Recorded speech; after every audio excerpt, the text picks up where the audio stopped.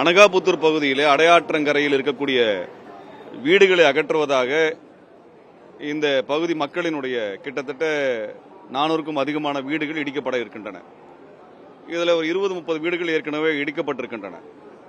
ஆனால் நாம் வரைபடத்தை பார்க்கும் பொழுது, அரசு ஆவணங்களை பார்க்கும் பொழுது இது குடியிருப்பு பகுதியாக சிஎம்டிஏவால் அங்கீகரிக்கப்பட்ட பகுதியாக இருக்கிறது.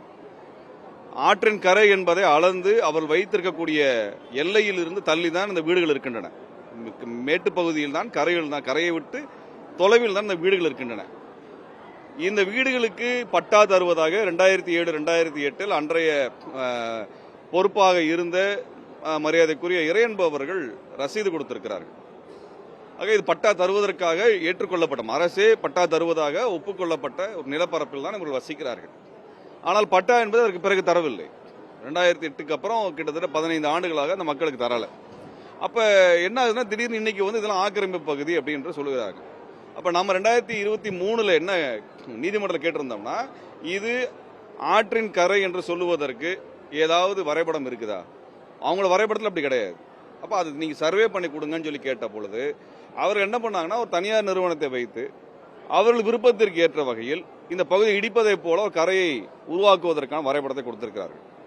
அப்ப நம்ம என்ன கேட்கிறோம்னா, இந்த வரைபடத்தை எப்படி அங்கீகரிச்சீங்க? எந்த அடிப்படையில் வரைபடம் வரையப்பட்டது? ஆற்றின் கரை என்ன நீங்களே அளந்து போட்டிருக்கீங்க. இதே பகுதி தான் ஆற்றுக்கு அந்த பக்கத்தில் ஒரு கல்லூரி, தனியார் கல்லூரி இருக்கிறது.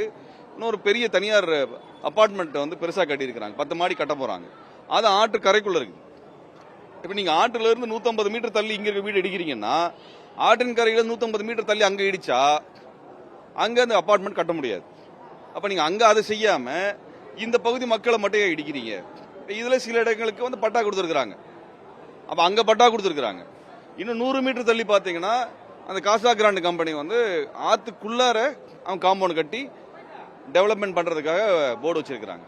அப்ப அது எப்படி ஆக்கிரமிப்பு இல்லாமல் போயிடும்? ஆறு கார்பரேட் கம்பெனிக்கு தனியாகவும் சாதாரண மக்கள் தனியா ஓடலையே. எல்லாத்துக்கும் பொதுவானதான ஆறு, ஆத்தின் கரையும் எல்லாத்துக்குமே பொதுவானதான. ஆத்தின் கரையை பாதுகாக்கிறோம்னா, ஆத்தின் கரையை பாதுகாக்கிறதுல இருக்கக்கூடிய எல்லா தடையும் நீக்குங்க.